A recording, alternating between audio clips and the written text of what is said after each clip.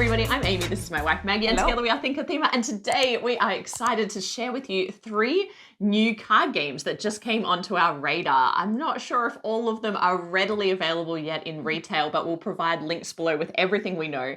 But card games are having a real moment, I feel. They're just so easy to get to the table, and then you get so much variety. And I feel like it probably started with all the trick takers that we started playing. Yes. And then it's like, hey, this is fun. This is quite good. Yeah, that wave of trick-taking Yeah. games from Japan is coming through. And so a lot of people are getting more card games to the table. We love to play them in and around all of those heavy Euros. Yes. And they take up less shelf space. So what's not to like? Exactly. Like you can fit so many of these sort of smaller box card games in the one space that you would need for 3 games. Exactly. Yeah. Okay, so we're going to share 3 games with you today. The first one is a game called Sky Towers. Now, this game is by Charles Ward and X First Games, and this is a really interesting card game. Actually, it's a lot of game in quite a small box. So this of the 3 is probably the heaviest that we're going to share with you today. It's a 2 to 4 player game, and it has a really interesting interaction with the neighbors that are sitting on your left and right. Interesting, annoying. Yes. Annoying, because what you're doing in a good way. Yeah. What you're doing in this game is you have a hand of cards and you are playing cards down onto the table to build towers. Now, these towers are simply stacked cards with different numbers on them. And what you're trying to do is you're trying to achieve 21 with that tower. So a total point sum of 21. Once you've done that, the tower is complete and you put it aside. And at the end of the game, you're going to score points for the number of kites that are illustrated on the different cards. Now, higher numbers don't have kites, lower numbers have more kites, but of course it takes longer to complete your tower with lower cards. Now, that's not it. There's a number of twists. One twist is that there are different scoring objectives for including different types of cards in those towers. So for example, there might be a card that says 6, 5, 4, 3, 2, 1. If you can do that in order, you're going to pick up a bonus card. There is a special bonus a card called Big Ben. The first player to put 3 10s, and 10s, which I'll come back to, 10s can only be at the bottom of your tower. Once a person has completed 3 towers. 3 towers with 10s in them, they're going to get this Big Ben card. It's going to give them bonus points at the end. But all of the other cards that are not Big Ben are stealable. Yeah. So if you complete a tower and you achieve an objective, someone else might achieve that same objective later and take that card from you. So you're Yoink. So you're constantly passing those cards around, which means timing is important.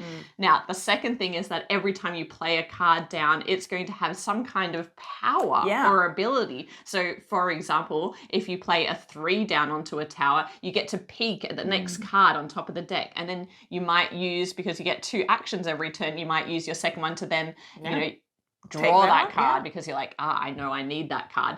And there's things like stealing. When you play 2, you get to someone gives you 2 cards and you exchange 2 cards. So there's all these different actions. So that mixes up the game. And then the final thing, and the most interesting thing about this game, is that you can have as many towers going as you want in front of you.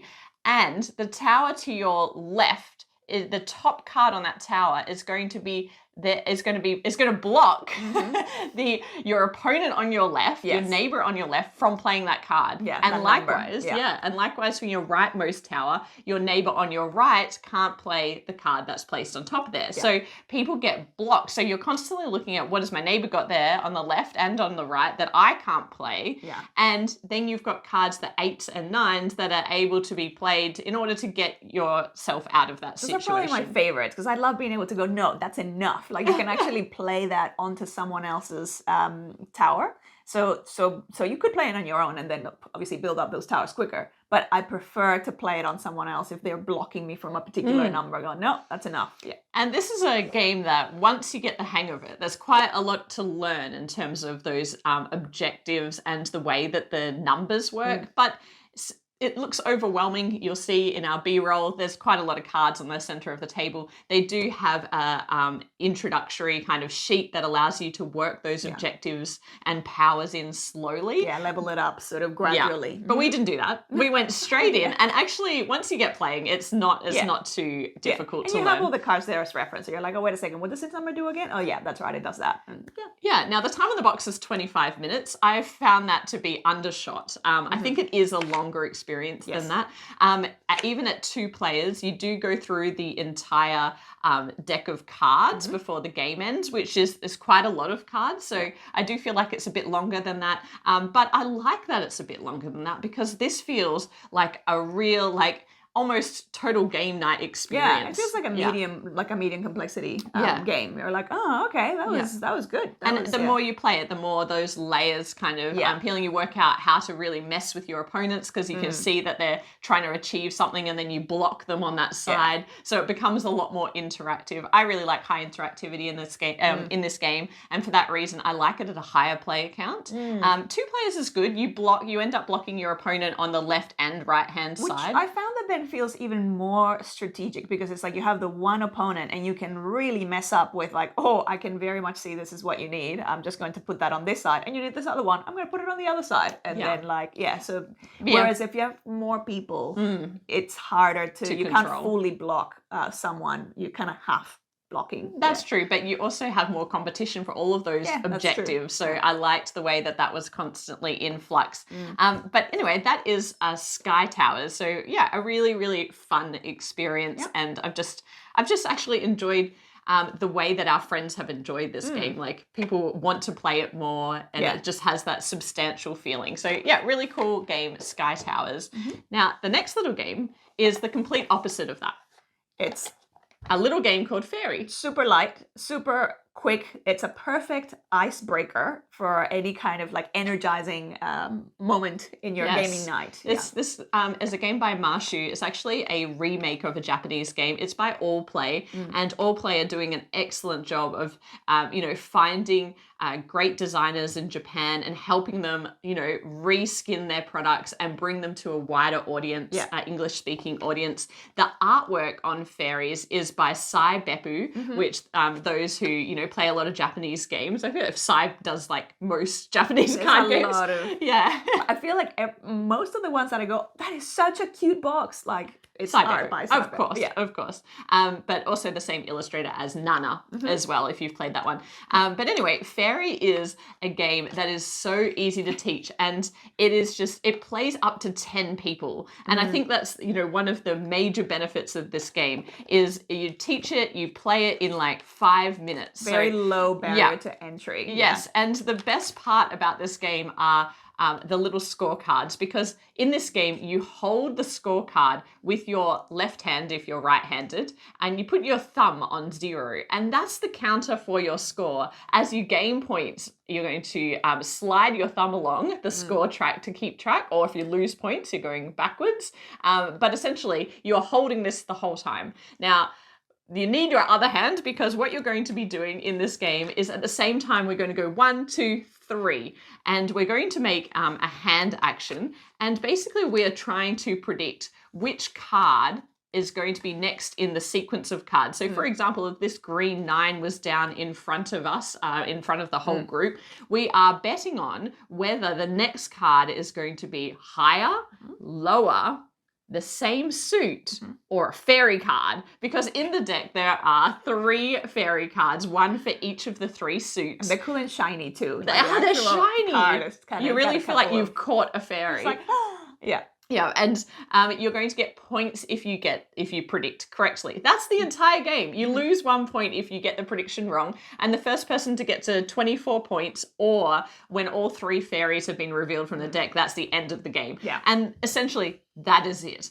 So it is silly, it's fun, but I find that teaching it, there's something there's something exciting about teaching this game where it's like everyone comes in and they're like, what is this little card game? You're like, don't worry, it's going to take 5 minutes. Everyone pick up your scorecard and put your thumb on 0. And from like, that moment, what? everyone is like, what is going on? What is happening here? And then the 3, 2, 1, you know, that kind of experience, which there's lots of games that leverage that kind of mechanic. I just find that it's one of those, it's perfect for when people are like either completely cold and you're like, oh, how do we get the gaming sort of juices flowing?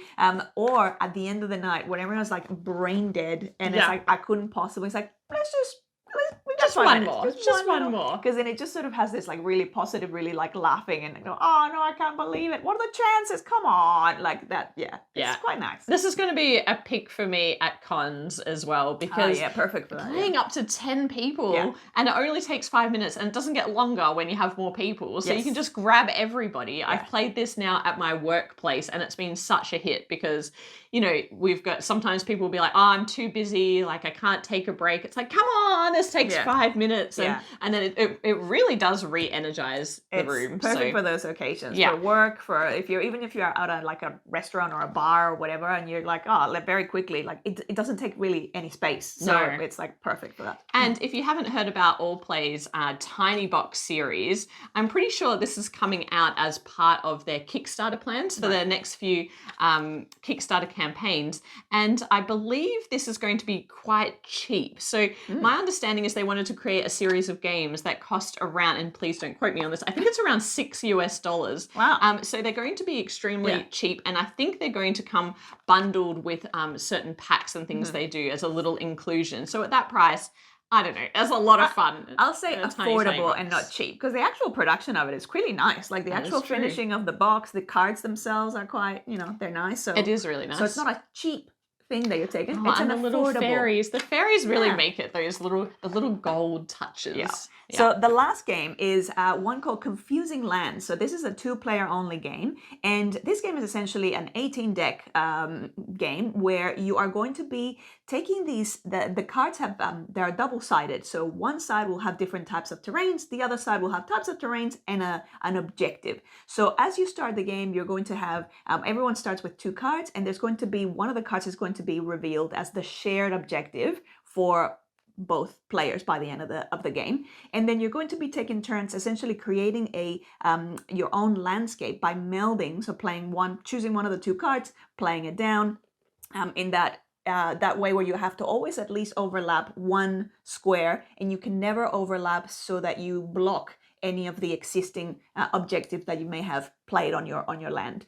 So that's essentially what you're doing. So you pick one of your 2 cards, you put that one, and you give the remaining card to your opponent, who then has to play that. And again, they decide which side they want to play it, if just the lands side or the one with another objective. The tricky thing about this is every objective by the end of the game, so every player is going to get to play 8 cards, so their land is going to be 8 cards, and every objective that you've committed to is going to give you a minus 10 points. So you want to make sure that by the time that you commit to it, that you're pretty confident that you're going to be able to get at least more than 10 points for that objective. And that is hard because this game is short. Very quick. Yeah, it's only 8 cards. So you only get to play down 8 cards and then it's over. And so the other interesting thing is that you could go, oh, well, then I'll just worry about the shared objective and won't put any objectives. If you put no objectives in your land, you get 0 for it. Like you're not eligible essentially to participate. So you are forced to commit to at least one objective. And it's actually really difficult to do maybe 2 objectives well. At that point, that's for us, I don't know if someone has optimized this way better. Probably someone has optimized this way better. But Confusing Lands was a print and play, I believe. And so the designer, Zach, I'm going to say this wrong, Eisvu, is actually the illustrator and the designer of this game. And they've just done such a wonderful job. It is a really gorgeous game on the table. And this one is like, it's only 2 players. Yes. But it's so fast. It's like 10 minutes. So quickly. And you're like, oh, okay, interesting. You do have a reference for all of the objectives, which I did find that even after multiple plays, you're still always referencing, going, oh, wait a second, what's this objective? Because it's very simplified, which probably also means that it's language independent in that if you just get the rules in different languages, you'll be fine to kind of play it. But yeah. And so this is like an unusual size box, but that is because there is a full score pad in here and a little pencil, which I kind of appreciate for a game that is so compact. Yeah.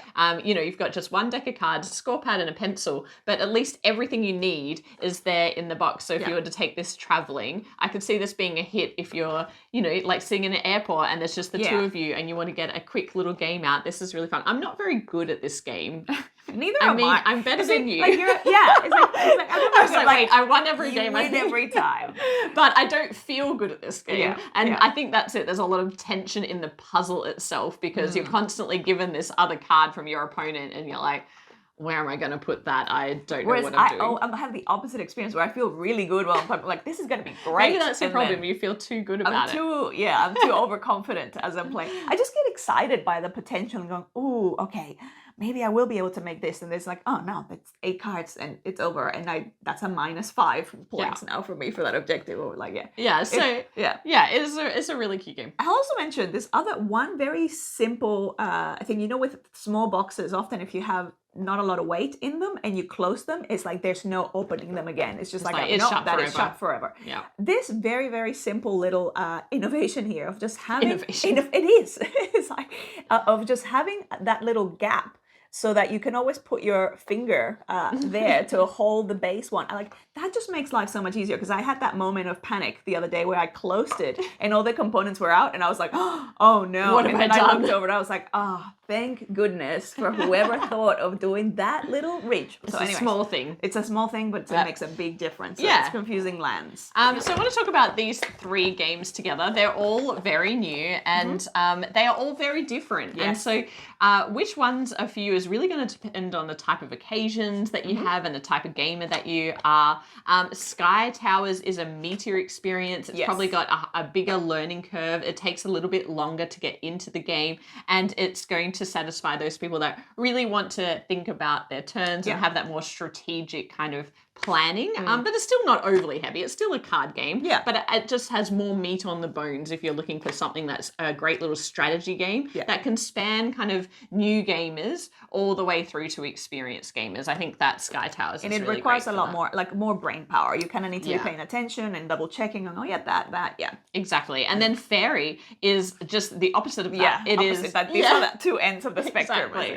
Anyone can play this game. This is going to be great for kids and adults and for bringing bigger groups of people together, you know, for energizing at the start of a game night, the end of a game night, but really just completely accessible. It's not going to be a game that you play more than a few times max, but it might be one that at any given sitting, like time that you sit. But it might be one that reappears at the table. I think it's one that I would love to have just in sight. So, you know, when you're playing a game and everyone's looking a bit like, like end of the night, but I just wish we could play one more thing. I'm like, let me teach you this. So great for that. Even between games, like, you know, sometimes you play a game and then someone's like, okay, let's do a bit of a loo break. That's a toilet break for those that don't have loo. and it's like, let's just, with whoever's left, like, let's just play a quick game of this in the meantime. So pretty good. And then Confusing Lands, it's probably the one that kind of sits in the middle in terms of, like, you know, it's pretty quick. It's fairly easy to understand how to get going. But then you do have to kind of stop and go, ooh, okay, what about this objective? But again, it ends fairly quickly. So it's not the level of commitment or complexity that a Sky Towers would have. But I would say it is probably the least interactive of the 3 as well. It's the most that plays out a bit like a solo game. It has that solo game kind of. It does have a solo mode, which is essentially exactly the same, but instead of you giving the card to the opponent, it's just being discarded. So you're always kind of getting, you're still just aiming for a high score. So they have a score reference. Yeah, I never get to, like, even the basic level, so that's bad. That tells you things. But it's just a really, like, quiet, puzzly game. So people who like to just sit down and have, you know, it's one of those cup of tea and a quick little puzzle when you're short of time or you're traveling or something like that. But it is more of that head down, quiet puzzle. Let's score our objectives and who out objectived each other. So 3 very, very different games. So let's rank them. Ooh. And we're going to give them all a score. But the difference in the scores is not huge for me. I think that I love card games, but they always a little bit suppressed at the top of my ratings. The same. It always feels like they're never going to be like my number like one sort of thing. It's like I really, really enjoy them, but they have a little. They all offer different things.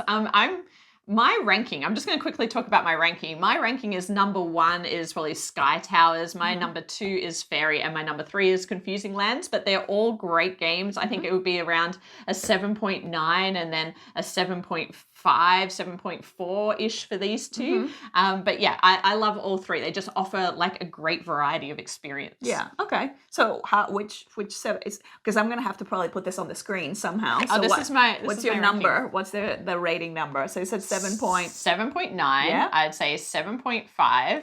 I'd give the 7.5 as well. They're very, very different to each other, but that's kind of my ranking. How would you rank them? Well, if you've laid them out like this, I may not even need to put them separately on the screen. I'll just put the numbers. So I think for me, actually, it's going to be, this would be my number 1.